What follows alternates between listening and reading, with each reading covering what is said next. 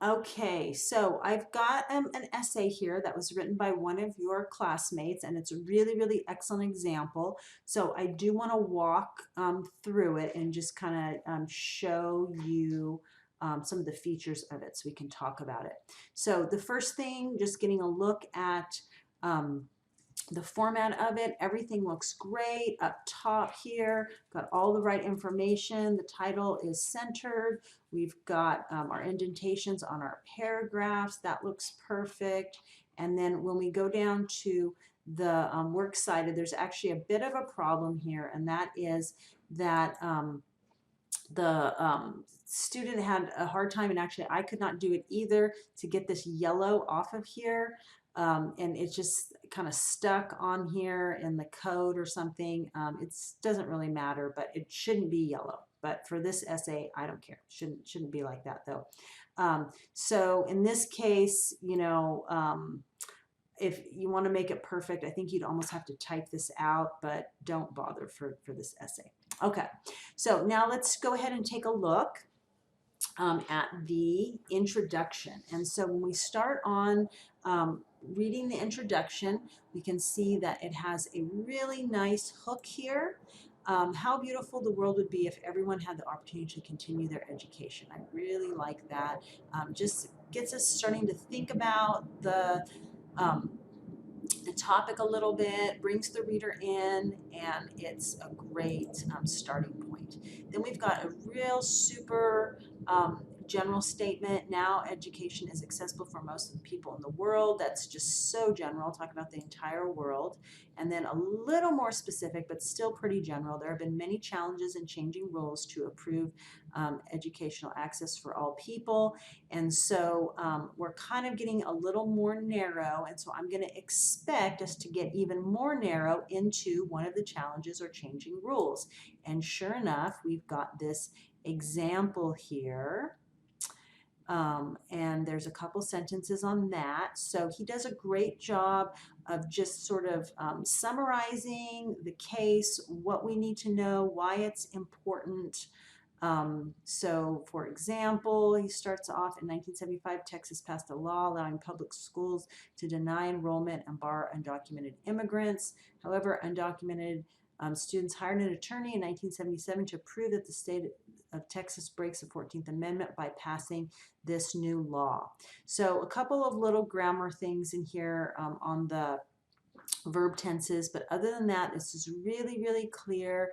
It doesn't get in the way of us understanding, really gives us the information that we need about the court cases, not too much, but I think it's just enough. Okay, the article is Education a Fundamental Right, and now we're starting to talk about, and we're starting to get into the quote here, and then describe the 14th Amendment and how it prohibits the state from depriving any person of life, liberty, or property without due process of law. This is a really nice use of the quote in here. So it's framed with his own words and then brings in the quote for the important part. And then actually it's two quotes. There's a little bit of his own words in here, and then we pick up with the quote again. This is really nice handling of this information. And we might be missing our bottom bun here. That probably would be a good idea to have a sentence that states that this means or this shows. Then we can come in with our thesis statement. Based on the 14th Amendment, education is a fundamental right for every person who lives in U.S. jurisdiction. Furthermore, it could lead to some advantages for both the government and the students. So here are our points here, and we just want to make sure as we're reading through the body that everything that's in the body refers back to these ideas here. Okay, so now we get into our first body paragraph, and it really looks great. The opening is a really, really strong transition. The most important reason. I mean, that couldn't be clearer. It's just perfect. That's exactly what the kind of thing that we would like to see at the beginning of our body paragraphs. And so then we come in with the most important reason why education is a fundamental right is because it clearly states in the Constitution of the U.S. how everyone has the right to an education.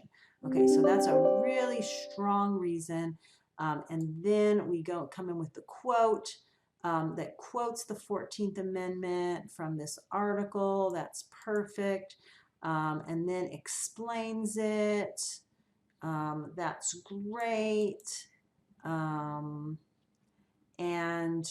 One thing that is really done well here, if you can read through, is he brings up the quote sort of at the start of the body paragraph, and then he gives his bottom bun part, kind of explains it. Here's the sentence that actually does it. These two sentences work to explain the quote really well. Then he comes in with his own thoughts to follow up. So by interpreting the 14th Amendment mentioned above, it can be concluded that education is a fundamental right when it comes to life, liberty, and property. Therefore, undocumented immigrants should be able to benefit from these minimum human needs. The state has no right to deny anyone from these benefits, or else that would be going against the law. As a result, public schools cannot deny undocumented students to continue their education regardless of their status. So that is just really, really strong sentences, arguing very strongly, and just, laying it out. Really, really well done there. Okay. And then we've got our second reason. So another reason, again, a strong transition. This is really excellent. Another reason that education is a fundamental right is giving educational rights to any person, including undocumented immigrants, because it can lead to some advantages for both the students and the government. So let's go back up here and make sure that this is tied to our thesis statement. And we see advantages for both the government and students. Yes, it is. So that's great. And while we're at it, we can see, oh, now I really understand the organization of this essay. So the first body paragraph is about this first point, and then the second body paragraph is going to be about this second point. So that's nicely done. Okay. So then we come in with our quote here. According to the article, Education 14th Amendment states that failure to educate these children will lead to higher future social costs related to unemployment, welfare, and crime. On the other hand, if the government barred children from entering school, this can lead to severe consequences in the future, such as increasing crime rates. This is a really nice way to handle this. I think we do need the bottom bun here first. So I'd like that. One more sentence on this means, but then coming in with the kind of like the opposite idea and why that's bad is really good idea here. The state will probably have to pay educational costs, including undocumented immigrant taxes, but according to Education of the 14th Amendment, these students are only 1% of the school-age population, and spending some state funds will not reduce education quality for other children. This amount is not huge for the state. So this is another good point.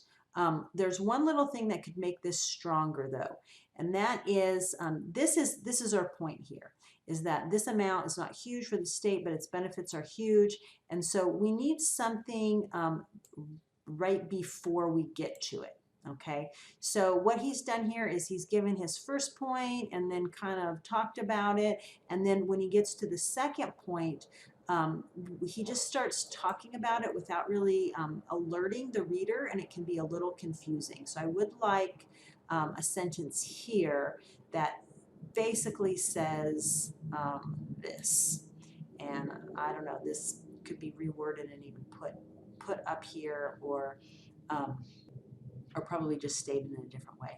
Okay, there are many benefits if the state pays for these educational purposes, because in the long run it would lead to better outcomes for the children and overall state or country.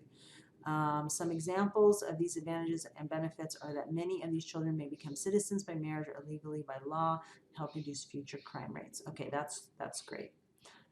Good example there. Okay, then we come into the conclusion. Eventually, the 14th Amendment helped undocumented children continue their education in public schools when it was challenged in the state of Texas in 1977.